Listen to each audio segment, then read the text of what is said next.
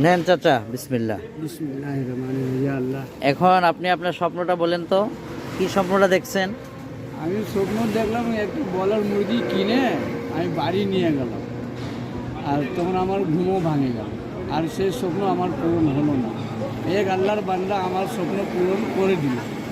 এখন এই যে আপনি কয় টাকা এখানে পেয়েছেন?